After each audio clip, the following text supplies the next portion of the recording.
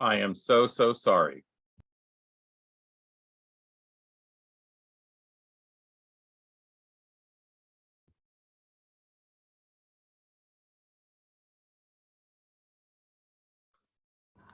Okay, now we are recording. I am sorry about that. That's okay. When the echo showed up, it showed I was in twice, but not showing it as the participants, which I thought that's odd.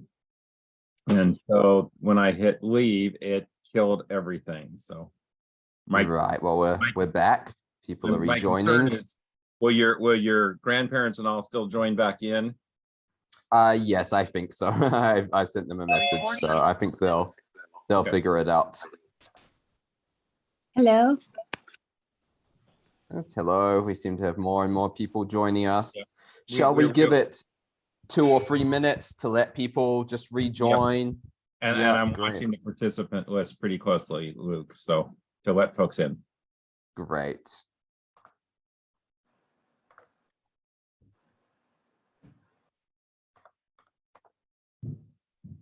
Am I going to have to be added as a co-host, or how do I share my screen for the presentation?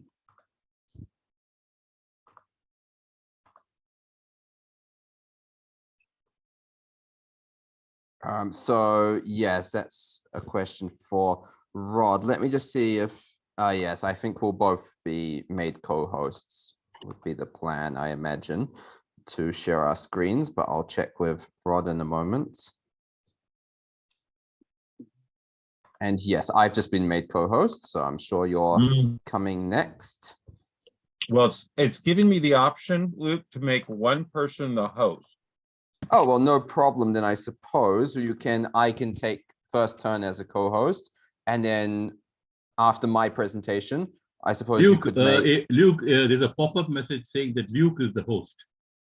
So I'm the host now. Okay. Yep. So I suppose after my presentation, I assign Elijah as host, which I have the option to do here. I see. So that's fine. That's how we'll do it for now.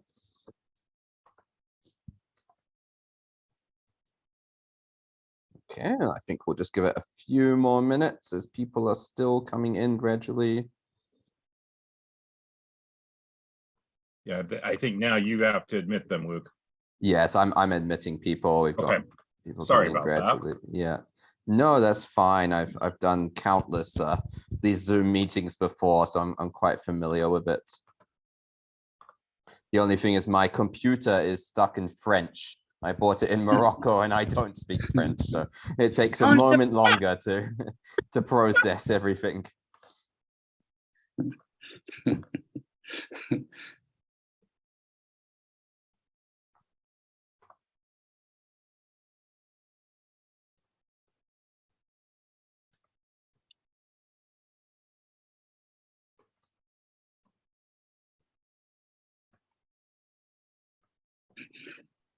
Yes.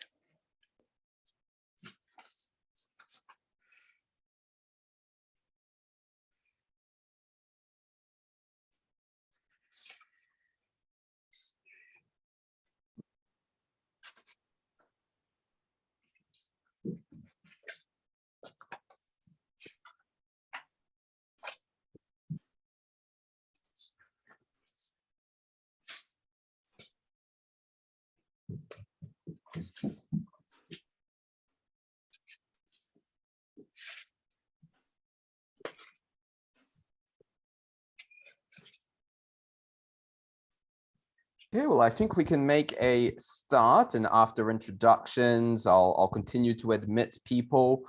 I will just mute everyone who is not speaking at present, just to avoid any background noise. Okay, well, welcome everyone to the first virtual event of the Society of Descendants of the Conquest. We're very happy to have people joining us from all around the world today. Included in our attendance, we have the president of the Augustan Society. Rod Fleck. So welcome. We also have our guest speaker, Elijah Shalis, who we're very happy to have with us today.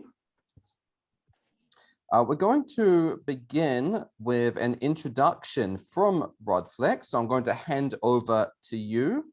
Thank you very much. Well, good morning. And from a grayish morning here on the West Coast in Forks, Washington, to all of you, which I think we have from the East Coast to Nigeria to London, from what I could pick up. Welcome to this presentation to the Society of the Conquest, and an area that's of interest to me, though while I'm the president of the Augustan Society, I jokingly say I'm the commoner Sir Rodney let in many decades ago now. And I was very much interested in genealogy with a family traced back to the 1400s in Europe, but more of a middling family than anything else. What is interesting, I teach history and government politics, and the concept of nobility and royalty is one I have to explain to my students. I also teach genealogy classes, and I always tell everybody doing genealogy that you are a historian because every biography starts with a family tree. So what we're going to do here is have a great opportunity that Luke, a member of the society and the dean of the Society of the Conquest, has worked to put together. We're blessed with his talents and grateful for his assistance here. So with that, Luke, back to you. Thank you, Rod, and welcome to the few people who have joined since before that introduction. So I'm just going to share my screen with you. Hopefully you will be seeing it now. Is everyone seeing my screen okay? Yes. Okay, wonderful. Well, the title of today's event is Tracing Your Royal Ancestry to the Conqueror and Beyond. So before we start and before we go into sort of the practical aspects of the event, I'd like to just give a bit of background information, a bit of an overview, and I'd like to just discuss some of the various elements that we're going to be looking at today. So the reason why we've subtitled the event To the Conqueror and Beyond is because the event is being hosted by the Society of Descendants of the Conquest. Now, this is a group which is pendant to the Augustan Society, and we're going to be mentioning a bit about both of these groups today, how they relate, and at the end of the event, we'll also provide some information on membership and how to get involved if you are interested. So first of all, as a bit of a general introduction, I'm a genealogical researcher. I've got a particular interest in royal lineages and history. I've been quite interested in this area for the past 10 to 15 years or so. I've always been sort of interested in royal history and lineages even before I started to study my family history. So that's always been a sort of particular interest of mine. My own family has, the Ironside family has a number of different branches. So I've been really focused in my personal genealogical research on the Dorset line of the Ironside family. And in my professional life, I work as a private English tutor and as a learning instructor at Starnet College in Nairobi, Kenya, and that's where I'm currently living. And as our President Rod Fleck just mentioned, I'm currently serving as the Dean of the Society of Descendants of the Conquest.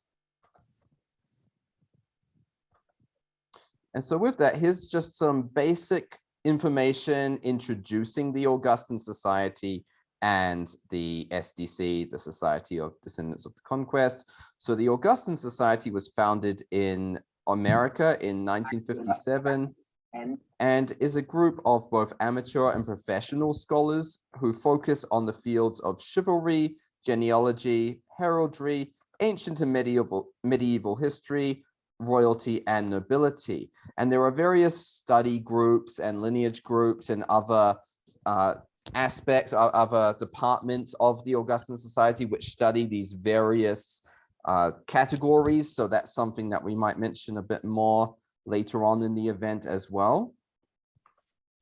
Pictured here, you can see the coat of arms of the Augustan Society and its seal. Then turning to the Society of Descendants of the Conquest, who is hosting this event. This is a lineage group pendant to the Augustan Society, founded in 1980.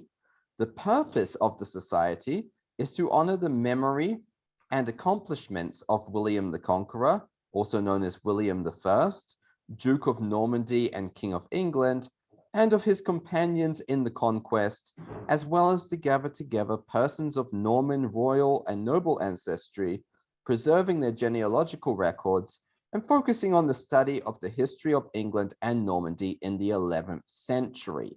So there's quite a lot going on there aside from just the tracing of royal ancestry. There's many other elements to the role of the group, and these are things that we're going to be exploring in future events. We do hope to be inviting some authors, inviting some researchers in different areas to speak on their research regarding the conquest, regarding Norman history, regarding some of the ancestry of William the Conqueror himself and his impact on modern Britain and so on. So we're going to be covering quite a lot, hopefully over the next year or so.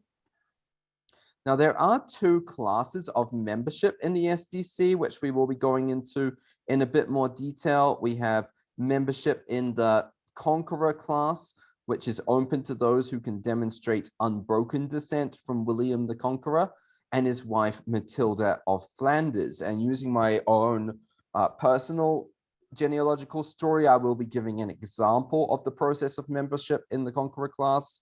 Further membership is available in the companion class to those who can demonstrate unbroken descent from one of the 39 known companions of William the Conqueror at the Battle of Hastings. And further information about those 39 companions can be found on the Augustan Society website or upon request. However, as we're going to discuss further in today's event, generally those who are eligible for membership in one class are likewise eligible for membership in the other. And that really is the nature of royal ancestry. Generally, if you can trace your ancestry to a member of nobility or a member of a particular upper class, you're likely to therefore trace it to a member of the royalty as well. So who was William the Conqueror? Well, William I, obviously also known as William the Conqueror, was born in the year 1028 in Falaise, Normandy. He died in September the 9th in 1086 in Rouen. He served as the Duke of Normandy from 1035 to 87 and as King of England from the famous year 1066 to 1087. Now, William the Conqueror was a descendant of the famous Viking ruler Rollo, and William succeeded his father, Robert the Magnificent, as Duke of Normandy, subduing rebellions and becoming the mightiest noble in France. So that provides a bit of a background to William the Conqueror prior to his ascendancy to the throne of England. As we are discussing genealogy today, here is our first genealogical chart tracing the ancestry of William the Conqueror from the famous Viking Rollo down through his various ancestors to William the Conqueror himself. And we can see that William the Conqueror then went on to be the descendant, the ancestor of the kings of England, beginning with Henry I. As the society is called the Society of Descendants of the Conquest, we'll also provide some brief background information on the conquest itself. So Edward the Confessor, the last king of the House of Wessex, promised to make William heir to the English throne, but on Edward's death in 1066, again, this very significant year, Harold Godwinson, Earl of Wessex, was accepted as king, becoming Harold II. So there was a bit of a war of succession which broke out as a result. Determined to assert his right to the throne, William sailed from Normandy with an invasion force, defeated Harold at the Battle of Hastings, and was crowned king. So obviously the story was much more complex than that. This is a very brief overview. I do encourage you to have a look at the range of complicated elements in this War of Succession. You can do some research outside of today's session and learn all about it. Obviously, we do provide some further information at the Augustan Society website as well, so I'd encourage you to take a look at that. So now turning to my own genealogical story, from which we will get some general trends of this research. So these are copies of 2 books on the family of Ironside, both of them incredibly rare, only a couple of copies in existence. So some account of the family of Ironside, the genealogy of the Ironside family. And so this one, coming from the latter work, the genealogy of the Ironside family, traces the ancestry of the Ironside family from Edmund Ironside, also known as King Edmund, the last Saxon king of England and the originator of the surname Ironside. And so we see a list of the genealogical record here. Now, my own family comes from the Dorset line of the Ironside family, and the earliest known member of this family and my earliest traced ancestor bearing the name Ironside was Robert Ironside, who was born in 1507 or lived in 1507. Now, what's interesting here, you might notice that these are all, none of these are nobles or royals. They're all just commoners, right? We have a couple of ministers in there, a couple of reverends, but they're all commoners. So I'm going to show how we can go back through our genealogical record, looking at what will be mostly a record of commoners, and yet still find that missing link, find the link that will connect the commoners in our genealogical records to the nobility, and from the nobility to royalty. So that's really the trick here. And so first of all, in my own family history, I found the link through this figure here, Ralph Ironside, a Reverend Ralph Ironside, who was the rector of Longbredy, and he married a woman known as Margaret, daughter of John Strode of Strode Manor. Now, Strode Manor here really is the key word, because a manor house at this point in time in the 16th century would generally have been owned by a lord, by a knight, by a member of the nobility or gentry, right? So one possible pathway into nobility is from commoners, possibly into clergy, from clergy into gentry, from gentry into nobility, from nobility into royalty. So it's a matter of this kind of process. So manor here really is the key word. And this made me interested in this Margaret, daughter of John Strode. And so I went into her ancestry, and from examining Margaret Strode's ancestry and going right back into quite a few hundred years prior, I discovered that she was the descendant of Sir Warrenus de la Strode. Now, why is this man important? Well, we can see from one of the records, I forget which book this is from. It may be from the, yes, I don't quite remember. I have to check my notes, but it's from one of the sources, a not very old book. It states here that the family of Strode, which derives from the Dukes of Bretagne, was founded in England by one of the soldiers of the conquest. right? So referring back to what we talked about at the beginning of today's session, we're discussing the Norman conquest with William the Conqueror. So already there's a bit of a connection there. And while Sir Warrenes de la Strode is not one of the known 39 companions of the Conqueror, he was more just a soldier that accompanied William the Conqueror across, it's still a very interesting connection. So that was really the first step. That was the first thing I found in my own family history, which really fascinated me. From that, but before we continue on, here's just a few notable members of the Ironside family. Here's the Right Reverend Gilbert Ironside, who served as Bishop of Bristol and Fellow of Trinity College, Oxford. Here's also Edmund Ironside, who was the Lord Mayor of London for only 18 days before his death, and he also served as the former Sheriff of London. So this is just a side note to show that while you go back in your family history, you will discover all sorts of fascinating characters, really interesting people from all walks of life, whether noble or not.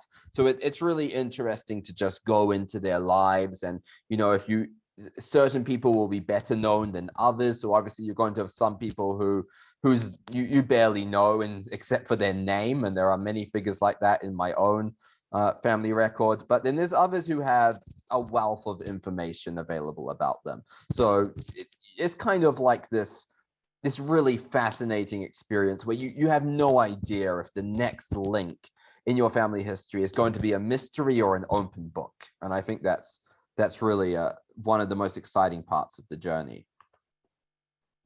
And so going back to the record I mentioned, I was discussing how I discovered from my ancestor, Reverend Ralph Ironside, who married Margaret, daughter of John Strode, that she was sort of the link for me. So skipping on ahead, I found from her father, so over here, we've got Ralph Ironside, married Margaret Strode, going over here to her father, John Strode. Well, I found the connection from John Strode to Thomas Strode, who married Theophilia Clifton. Now, there's certain names especially if you're approaching this from an English background, if you've got English ancestry, there are certain names which really stand out, and Clifton is one of those. So the Cliftons were a well-known family of knights, of barons, of earls going further back. So there you've got an even bigger link to the nobility, right? Then jumping ahead, so this was sort of the rest of that process, connecting my family to William the Conqueror. Down here again, we've got Ralph Ironside, Margaret Strode, going up generation by generation. We just mentioned the Cliftons, then the Cliftons married into the Blounts. The Blounts married into the Cornwalls. The Cornwalls, an even more prominent family historically, who served in various roles, served various kings throughout history. And from there, we go up to the Talbots, to the Bohans, to Elizabeth of Rhuddlan, who was the daughter of Edward I. And obviously, once you reach one of the kings, then the journey is essentially completed in the sense of connecting your lineage to royalty. So as soon as I came across Princess Elizabeth, the rest of the way up to William the Conqueror was quite a smooth ride, right? And it doesn't mean that the fun ends there, because obviously from William the Conqueror, you can go off in various directions, which is why this is also called To the Conqueror and Beyond. There's so much more to explore, so many interesting connections. And William himself was the illegitimate son of Robert the Magnificent. So it's really interesting considering that his father was this great duke and his mother was a commoner. So again, you even get this as you go further back, which is really fascinating. So now, applying this to your own genealogical research. As you extend further back in your own family history, the chances of finding a gateway ancestor who links you with royalty increases. So if we go back a moment, we'll notice it took me going back 21 generations to find the link, right? And from that link, it took me, oh, actually, I apologize. That's counting the other way around, right? But yes, it took me however many generations that was to find the link, and then from there it took another many generations to reach the link to royalty, right? So it really is a process of going back. And going back and exploring, remembering to explore not only one side of the family, but exploring both sides. And obviously that increases exponentially as you go back. So it does take time. It does take quite a bit of dedication.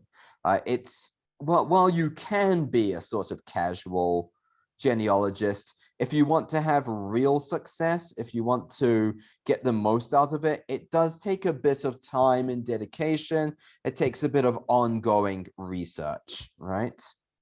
So really though, discovering royal ancestors is much easier than you might expect. And that's simply due to there being much more material available on upper class, well-known historical figures than about your average commoner.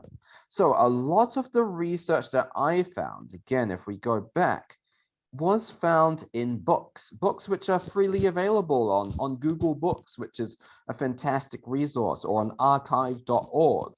And all this information is available in books and easily substantiated. So it is through finding these figures in these books that I was then able to take the next step. But if I was to go to the very early steps in my genealogical journey, say my great-great-great-grandfather or great-great-great-great-grandmother, there's very limited information available. And that's where websites like Family Search come in really handy, run by the LDS Church and so on. So you'll have to sort of use the basic records, marriage certificates, birth certificates, death certificates, census records, church records, all these christening records, all these kinds of elements will be really important for getting you underway. And that might be the slowest part of the journey, because when you get to the point where your distant ancestors are on Wikipedia, it gets much easier. And so the following tips will be quite helpful for getting you started on your royal ancestral journey. First of all, you should research all your family surnames carefully. You never know which one might be the link, right? It could be the mother of this person or the father of this person. You have no idea who might be the link. So you've really got to look into each of them and all the connections very carefully. It's also helpful to look at records which indicate where your ancestors lived. So like I mentioned, in my own family, they come from the Dorset line, right? So you can look up those residences and see if they are associated with royalty. You can also search for your family members in record collections that are specific to nobility and other notable historical figures, and you might find some connections there as well. Right, so to conclude my very brief presentation before I hand over to our next speaker, I like to think of genealogical research as the story of you. So studying one's family history reveals a personal narrative, the intergenerational story of you. We are each of us a product of a vast genealogical history, stretching back to the dawn of time. And really the fun of it is seeing how far back you can get and how many different directions you can get. So you'll also find that as you go back in your family history, you'll start to extend outside of your own country, right? Or your own city, or maybe even your own continent. So I found ancestors coming from various parts of Europe, from Germany, obviously from France, from Ireland. And so it starts to expand out, which gets really interesting. And while the discovery of royal ancestors is one of the joys of genealogical research, there are, of course, many others as well. And the journey takes on extra significance through the recognition that each link is a story in itself, a unique life and history with all that such entails. So sometimes I find it really interesting to discover as much as I can about any one particular ancestor, whether they are a commoner, a noble, a royal member of royalty, whatever they are. It's really a fascinating journey. So the journey doesn't only get interesting once you find the link, right? The journey getting to the link is just as fulfilling and interesting. So here are a couple of just useful resources, but we will come back to this at the end of the presentation after the next speaker as well. We've got the Augustan Society website. You can find some general information about William the Conqueror. There are also some many articles online which will cover some of what I've spoken about today, maybe give you a bit more detailed information as well about tracing your royal ancestors.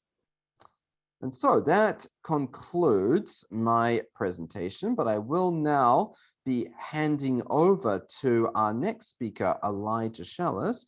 First of all, I've just got to name Elijah the host of the event.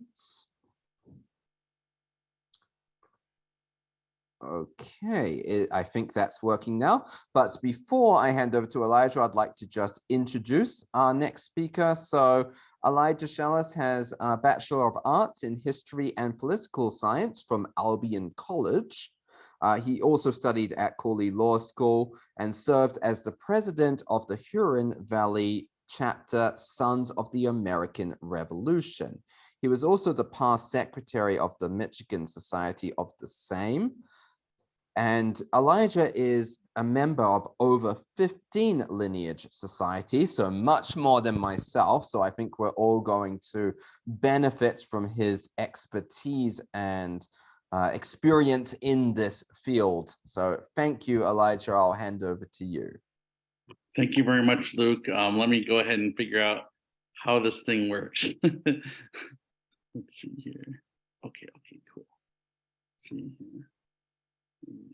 Yeah, that'll work. Okay, get this going. Can everyone see that? Yes. All right, let me get the slide going. Okay, this is interesting. All right, I'd like to thank everyone and thank Luke for his presentation. So he did a little bit of my background. I'm actually a member of 21 lineage societies. My interest in genealogy and family history really started with the fact that I was adopted. So I wanted to know my birth family's history. And to join a lineage society, as it presently stands with the requirements, it has to be through your blood, through your birth family. It cannot be through adoption. So I actually, if you did it through my birth mother, I'm still working on my birth father's lineage to get it up to that level. So the first thing I want to discuss is there are two types of societies. There's what's called New World societies, like the Sons of the American Revolution or the Daughters of the American Revolution, or Jamestown, or the Mayflower Society. And then there's Old World lineage societies, which is like the Augustan Society deals with, or the Plantagenet Society, anything that's in literally the Old World, being Africa, the Middle East, Asia, Europe, anything like that is the Old World. And also a big difference is the transition from when you're dealing with primary source documents and authoritative secondary sources. And it's really important to keep that in mind. A primary source document is like a birth certificate, a marriage certificate, a will, a land record, a baptism, anything like that.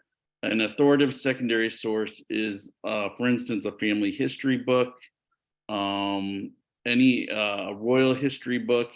And what makes it authoritative is it must cite the primary source, i.e. the birth certificate. So to join any of these lineage societies, you need to use a combination of primary sources and authoritative secondary sources to get, for instance, back to William the Conqueror or the Plantagenets or anything like that. In America, which is where I am in Michigan, most of that transition takes place in the 1700s and 1600s with the immigrants that came to America. That's usually where the transition from the primary source documents to the secondary sources occurs. Here's some more examples of primary sources: birth records, census records, adoption records, religious records, obituaries, deeds, military records, things of that nature. Common types of secondary sources would be another application. If you've already gotten an application approved from a lineage society, that would be an authoritative secondary source. Certain history or genealogy books that cite the primary sources, noble or royal lineage books, and peerage books. So right now, what's used as an authoritative secondary source is the royal descents of 600 immigrants. All the societies pretty much accept that. And there are immigrant gateway ancestors, that initial ancestor that came to America or anywhere else that is that transition point from secondary sources to primary sources, that has a known documented lineage back to whichever society you're trying to join. There is a new book out that actually has 900 immigrants. That's what I have, and that's what I used. Currently, what's accepted by everyone is the 600 immigrants. And when you think about it, there's a lot of people that are descended from those people. It might not sound like a lot, but it's estimated that there are 3 million Americans descended from the Plantagenets, blood-wise. That's not people that can prove back to it with records, but that's just how much of those descendants from the 1600s exists in America right now. This is an example of, so my gateway ancestor through my birth mother is Olive Welby. She's one of the accepted residents. This is one of her lineages up. She actually, through her mother and her father, she has 2 lines. Through her father, she has the Reverend Dr. Edward Bulkley. So like Luke was saying, that's a reverend. He was actually a reverend at Westminster Abbey. So that's one of the lines that goes up. And through her mother, which is, you can see the line up to King Edward of England. So that shows you the spouses and how the line goes up to King Edward. And there's the page number. And so this is just an example. So this book, it's actually a 2-volume set. In what it shows you is the shortest path to the most recent royal ancestor. So like Luke was saying, this is a web of nobility and royalty. So once you get one of these lines going, it goes off in all sorts of directions. You can go off from any one of these people pretty much in a whole nother direction. And I'll explain that a little bit more. These are the major books that are accepted that are authoritative secondary sources. Plantagenet Ancestry, that'll take you back to the most recent Plantagenet king that you're descended from. Ancestral Roots, this is another, this is a key book that people in America and Canada use to navigate that web of nobility, and it goes off in all sorts of directions. It's got reference numbers. They'll take you to one page, they'll take you up another direction, and so on and so forth. Magna Carta will take you to your most recent Magna Carta surety baron. And there's two authoritative sources for the Magna Carta there. I took an example from my book from Olive Welby. This is one of the ways up through her family that goes up, and so you can see that the citation numbers where it'll go off in another direction in the book. So what you would do is you'd actually look up that citation and go elsewhere in the book to go up another place in the tree, to go up another line in another direction. It might take you to another knight or another Magna Carta baron or another branch of the Plantagenets, or even most recently, I'll explain in another book, but it can take you to a Prince of Wales, one of the actual Welsh princes.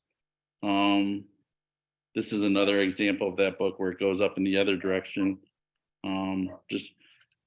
So if you want to establish, if you are going up a line that is not one of the 600 or 900 known immigrant ancestors, and you want to go up, and there are people that establish a new gateway ancestor. So let's say in 30 years, there'll be the 1,200 immigrants because there have been new proven people.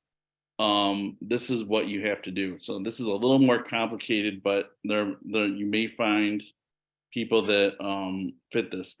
You can use the Burke's peerage as a reference point, but it is not authoritative. The society, most of the societies will not accept that as a reference. What you want to use is the Cockayne peerage, which is the complete peerage of England, Scotland, Ireland, and Great Britain. It is authoritative. The royal family considered authoritative for titles. It's the real deal. So that's, if you want to establish a new gateway ancestor, you get the primary source documents from the ancestor and how it connects to the complete peerage, and you can go off and use those other secondary source books to go in all different sorts of directions. This is an example from my Military Order of Crusades application back to King Edward I. This is just to show you an example of how you would cite and list an ancestor on the application. You'd see Richardson is one of the books I listed on the previous screen, and that's, you'd cite the page number of the volume. And everyone in genealogy knows Richardson, so it's just Royal, RA is Royal Ancestry. It's just short for Royal Ancestry. And you'll find in genealogy, there are abbreviations for all kinds of things. So RA is just an abbreviation for Royal Ancestry. And once again, it cites them ancestral roots. You can see it's cited there. That's another one. So those are the citations for proving that this connection between Edward I and his son, Thomas of Brotherton. Here's another example from that application. This is further back on the US side. I wanted to show you an example of how primary source records are cited. BR is birth record, DR is death record. If you want to cite a family history book, you do the title, who wrote it, who the publisher was, the year, and the page number. That is how you would cite a history book. And then I wanted to show, before we get to any questions, since I wanted to show you this is, can everyone see this? The Yes. Military Order of Crusades application. So this is an example No, of, it says questions. so I have to, let's see if I can get this figured out. Here we go. All right. Can you see that now? Yeah. So this is my application, which shows your basic history, your basic background, clubs you're in, citations, and then it shows for me. And you can see I've cited my adoption record. I had to supply a copy of that to prove both sets of parents so that everyone knew it was going back. And you can see as it goes through and you list the everything, you can see the proofs, marriage certificate, death certificate. These are all primary sources. And it goes back quite a ways with primary sources. And then I start using primary sources and secondary sources. As you can see, I'm citing history books. And the Woods family, I'm citing more secondary sources. And it goes, I'll let you know when it gets, let's see here. Now we've gone over into the secondary sources in Europe. So this is going up through, like Luke was describing, up through the royal family, up to nobility, on up through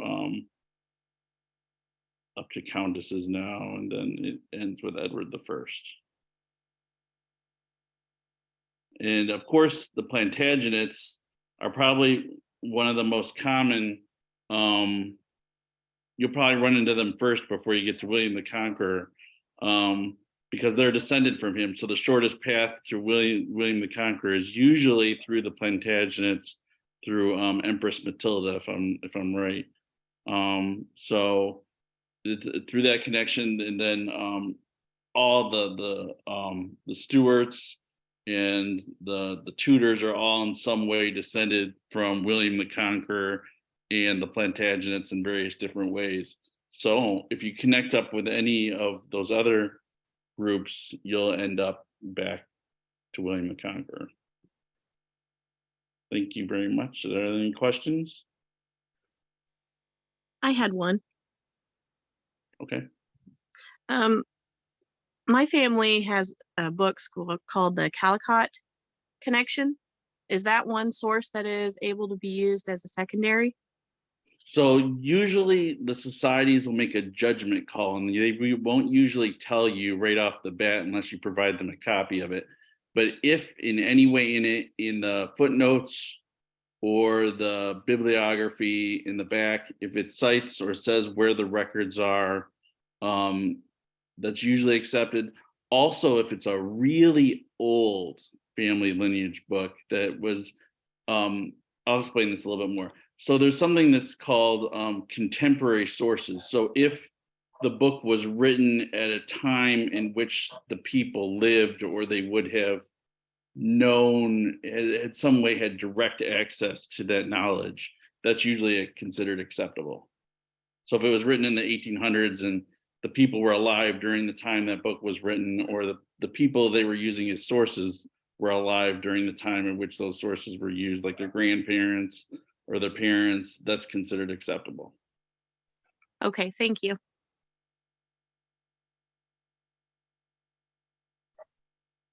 Are there any more questions for Elijah before we move to some more general conversation?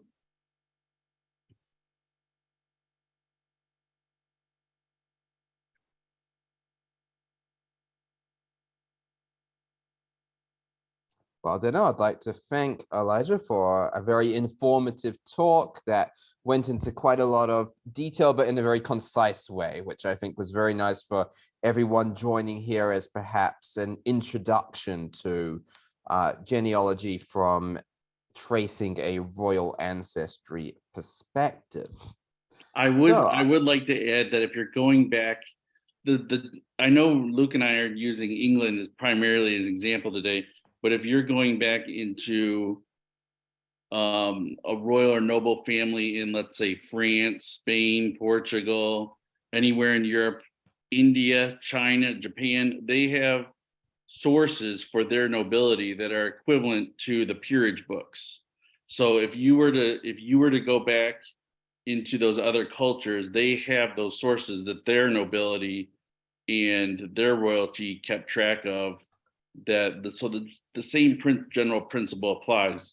So if you're in India, you would go back to a Maharaja or an emperor through their records that they have that are authoritative sources. So I know we used England as an example primarily today, but the rule applies across the world.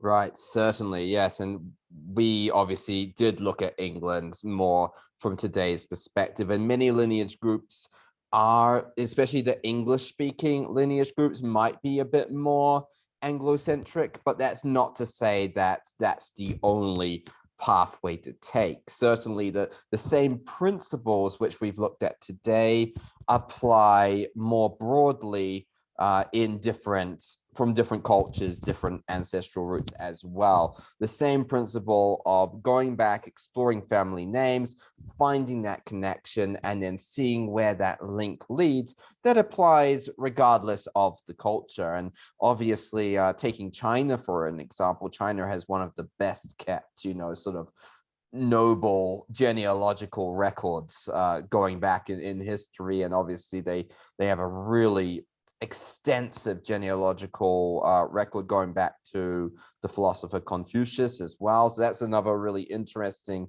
route that some people might take. And of course, there's plenty of resources available for people with Spanish, Portuguese, other European or non-European ancestry as well. And that's all something which is worth exploring and looking into. Right. And Elijah, if you could just switch the hosting back to me, I will share a few more resources. How do you do that? I think you go to the little, if you're on a computer, you go to the 3 little dots next to my name, Ah, and you say choose host or make host. yep, got it. There you go. Okay, there we go. Thank you. Yeah, so I'll also share a little bit more, seeing as we have some time left. So about sources, which Elijah spoke about, here are a few more examples of sources which I used in my own application originally to the Society of Descendants of the Conquest. So here we see the lineage beginning, it begins number 1 with the target ancestor, which in this case is William the Conqueror, right? And it states the generation, and it goes through all the various lineages. And then we also have the sources. So each one needs to have relevant sources. You might also possibly include some notes. Notes can especially be helpful where the names are slightly different. Like, for example, looking at this ancestor, the Reverend Ralph Ironside, in one of the records, he was called Rodolphus Ironside, and his wife was called Margarita Strode. So I added an extra note to explain that. And we also find that with various spellings of the name John, shortened versions of the name Ralph, and so on. So skipping down to the sources now. So we'll see that possible sources might come from the census records. There might be secondary sources from books which were written during the time that these people lived, or family record books. These are good secondary sources which can be included as well. There's obviously Burke's, which Elijah mentioned, which is often quite a good place to find better records. It's a good place to get your sources going, and then you can kind of go into a bit more detail and more reliable sources, because a lot of Burke's peerage will come from things like the visitations. So the visitations of the county of Dorset was relevant to my own line, but you'll also find visitations from all different counties in England, of course. And so that's just a little bit about the sources which I used myself. Then I'll also share with you the process of application for the Society of Descendants of the Conquest, and we'll have a brief look at some of the other societies pendant to the Augustan Society as well. So I'll just share across with you. Okay, so here you should be able to see the website of the Augustan Society. That's just the augustansociety.org, right? And from augustansociety.org, you can go down to study groups.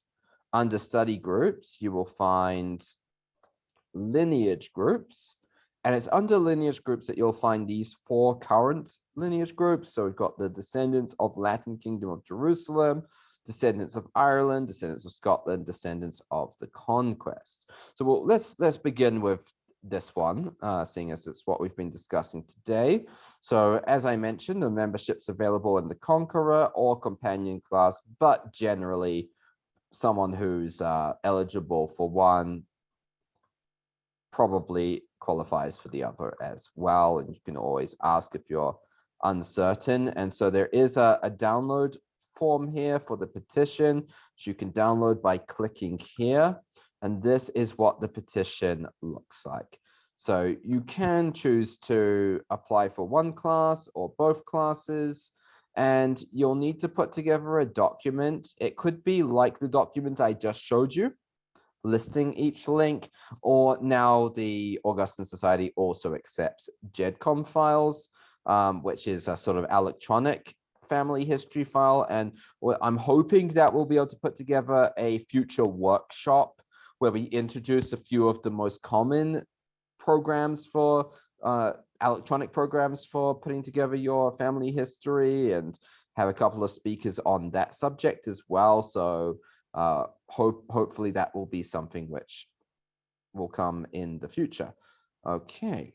And then the other ones, if you've got a particular interest or family history in any of the others, you might be able to trace back to the Latin Kingdom of Jerusalem. So there's a few different kinds of memberships here. A member who resided or fought in the Holy Land during the Crusades, or a Crusader member, or a pilgrim member, proof of a religious pilgrim to Jerusalem. So that's another really interesting lineage society. Then you've also got the descendants of Ireland, which is a bit more broad as well. There's a few different types. There's the royal membership, who can show unbroken descent from any historic Irish high king or provincial king or sub-king, or there's those who can prove descent from an Irish family. So there are those which are a bit more general as well and don't only deal with royal ancestry here at the Augustan Society, which might be of interest to some. And that might be a good place to start as well if you're looking for membership in the society or in a lineage group. Then Descendants of Scotland is much the same in that there's, I believe there's also a few different categories of membership. Yes, here, such as someone who descends from a Scottish family who lived in Scotland for a minimum of 3 generations, or from a Scottish king. So it's very similar to the former. And we have, yes, and then lastly, we have obviously the SDC. So those are a few of the different groups which exist. And then here at the Augustan Society, aside from the lineage groups, we also have some study groups, such as study groups on ecclesiastical history, Egyptology, heraldry, and so on. So plenty of other interesting things to look into. And with that, I'd like to open up the floor to a bit more general conversation. If anyone has any questions for either myself or Elijah, or perhaps if anyone has any comments about interesting findings in their own family history, the floor is opened up now. So please feel free to raise your hand if you would like to speak, or to type in the discussion box if you would be more comfortable doing so.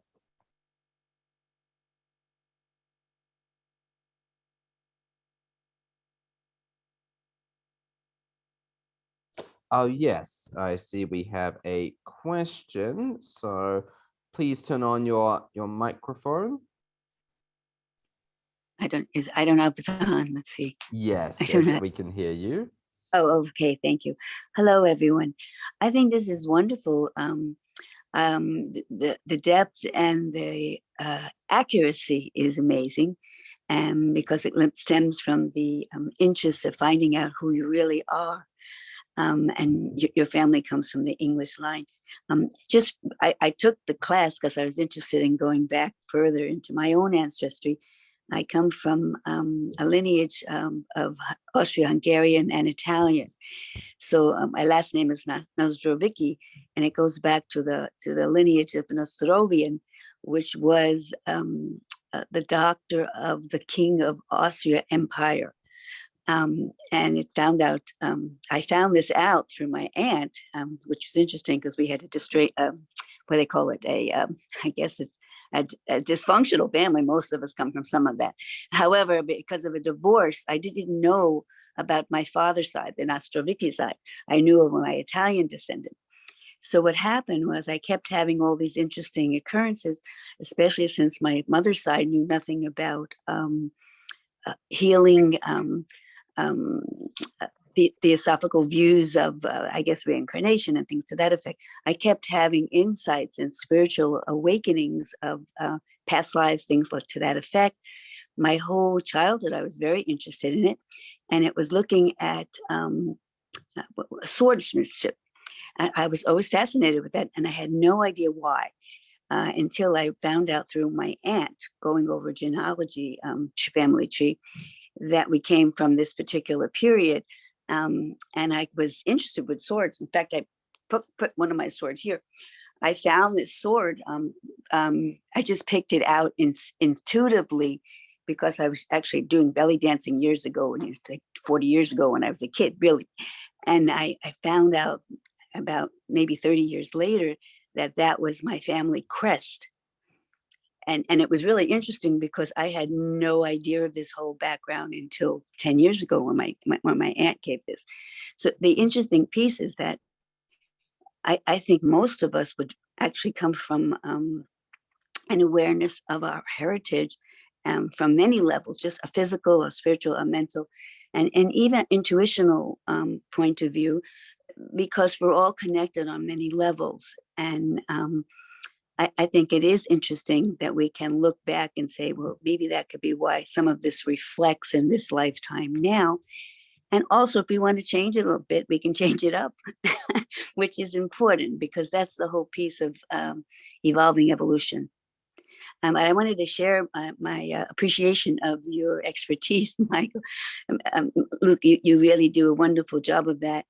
And I would like, if anybody else wants to know, I would like to know maybe if you had a Hungarian piece or what type of view would you recommend from that point of view? Because I would think if we kept going back, the reason we got spared is because going back to the 1200s, my great, how many greats you want to go back, grandfather was the doctor of the king. And the reason we got spared was that he treated the peasants at night that used to come up and be treated in the, wherever they gave us a castle or something to that effect, wherever we lived. So when they went over the Austrian Empire, war, killed usually, basically, they always kill the monarchy.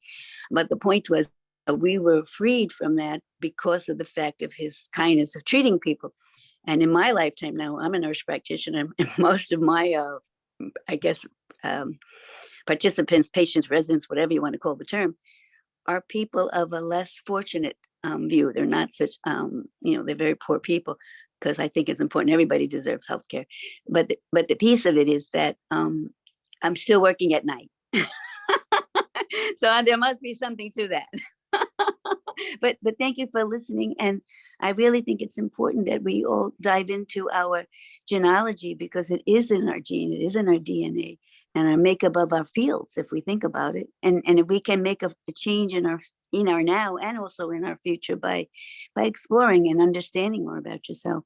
It certainly changed my whole view, because I found that my other Hungarian side was very intuitive. I knew nothing about it.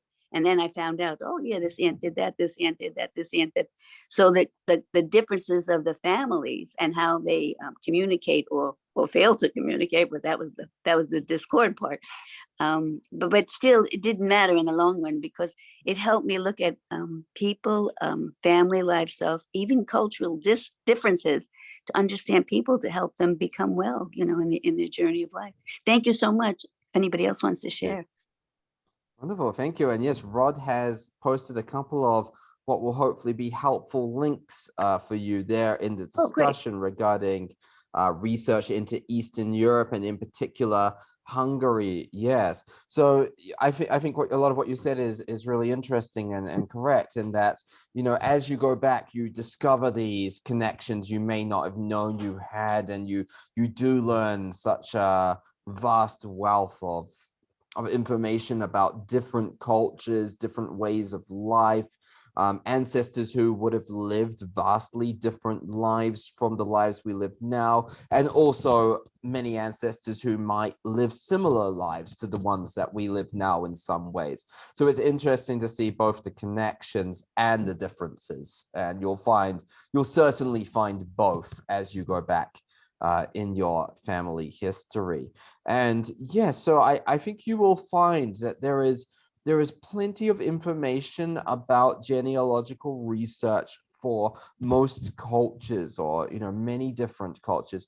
And one interesting thing about Europe is, as you go back, they start to connect, right? There starts to be a lot of maybe not so much, let's say, among the commoners, but certainly among the nobility and royalty of Europe, there's a lot of interconnectedness and there's a lot of joining together of lineages.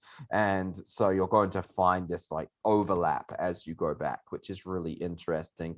But then another really interesting fact is things like mass migrations and obviously people moving due to warfare or due to other natural disasters and so on. You also have that kind of spread, and that happens a lot as well. So you never know what you might discover. That's right. Okay, well, thank you for those comments. And do we have any other comments or questions from the attendees?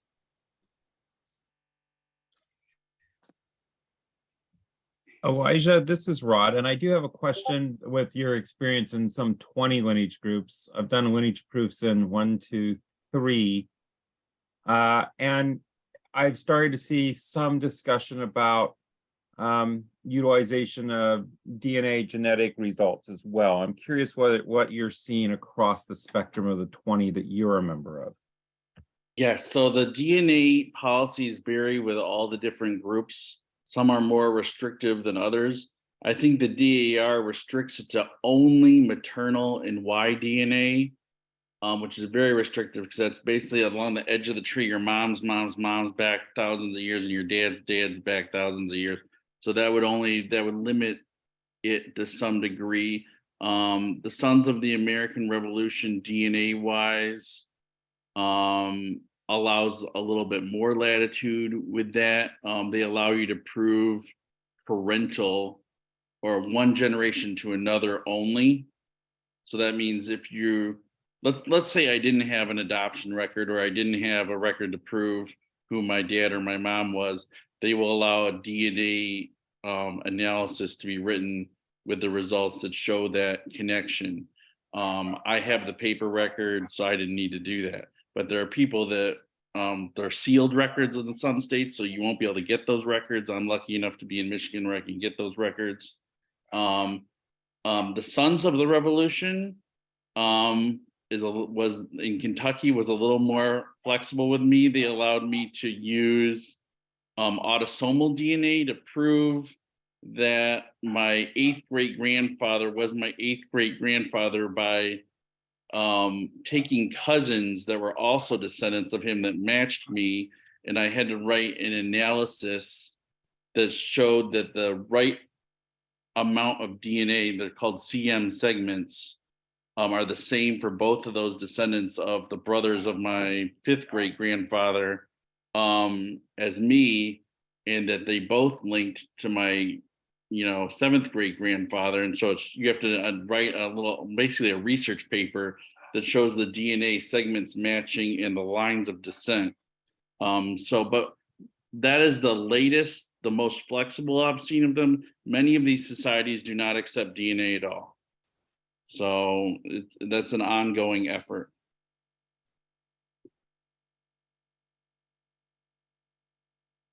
Thank you. That's really interesting. Yes. That's not an area I know much about, so thank you for that. Yeah. Right. And do we have any other questions or comments?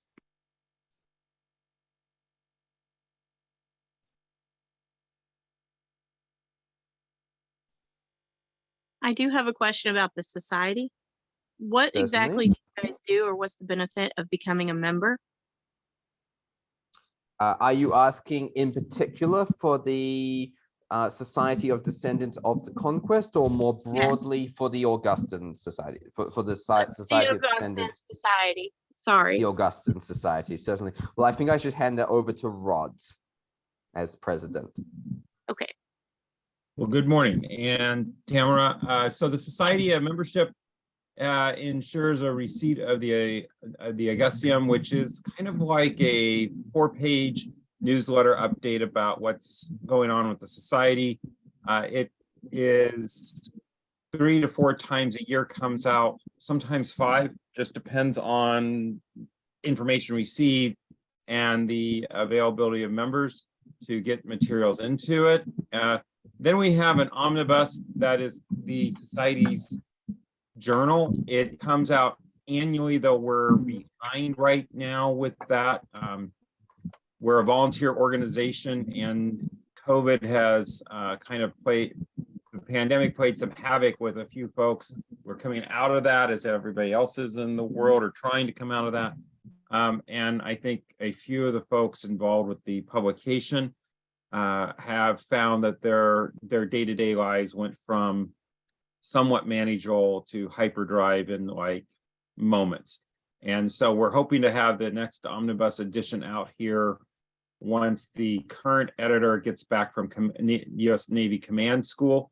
And that should be, I'm praying that hits the mailboxes here in November. We have a new editor, Luke DeWeese, who is also a board member, taking on the next omnibus, and has things lined up to where we might actually see 2 omnibuses come out in 2023. Then if you're interested, there is a forum element within the website for members that is emerging. We have some folks very interested in that, and so they're trying to recreate that. The society also has a pretty remarkable library. So if you say, oh, I'm interested in this topic, what does the society have? Some of it's in the LiveCat or WorldCat system. Only about 15% of our volumes are in that. But our 2 consoles, or former consoles, have a very good control of the library, and so you can access that free. You just have to pay the postage to return things. And then other things, we are trying to do our annual meeting virtually. That has happened now twice.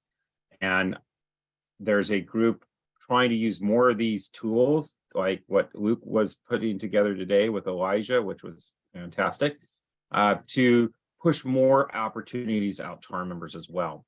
So at one time we had over 400 to 500 members worldwide, and we're at about 85 members now, and we're trying to grow that and encourage members to say, hey, I'm interested in this. I'd like to do this.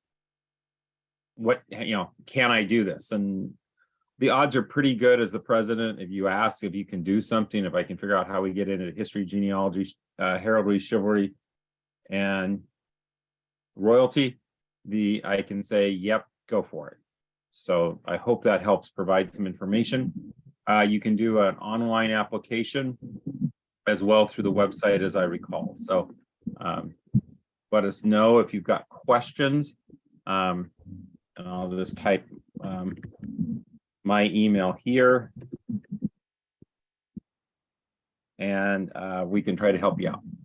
Okay, that sounds great. And also an interesting fact with the CMs, the reason why they can trace where you are a descendant off that certain person is there's little markers in that CMs that change just slightly. Like if it was a 2, it would change to a 3, if that makes sense. So they can trace how far away from that person you are a relative just because of the slight changes in it. It's pretty neat. Fascinating. Thank you. Well, then with that, I think it would be a good place to bring this to a close. So like I mentioned, we are planning future events as well, and I would hope to go into a few different areas over the next year or so. So while today we focused really on an introduction to genealogical research and an introduction in particular to discovering your royal ancestors, we do hope to also host some sections which are a bit more generally historical. So we might have some sessions on the Norman Conquest. We might have some sessions on the life of William the Conqueror. We might also do some a bit more generally on the royalty and different royal families of Europe. And yes, we do have a question from Nola, who asks, can we see the slide again that you said you would show at the end? Yes, I'll just share my presentation again if you're referring to the links that I provided in my presentation.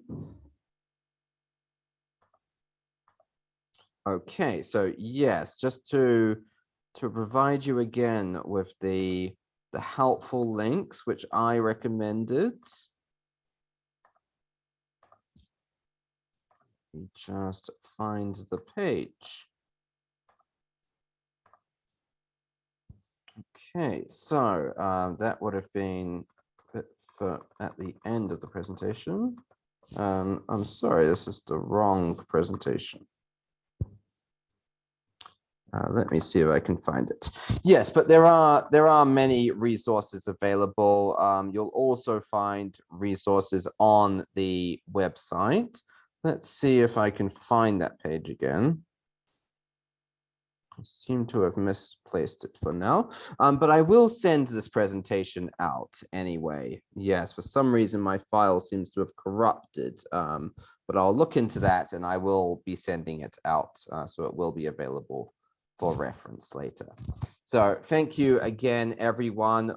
Please follow the Facebook page of both the Augustan Society and the Society of Descendants of the Conquest.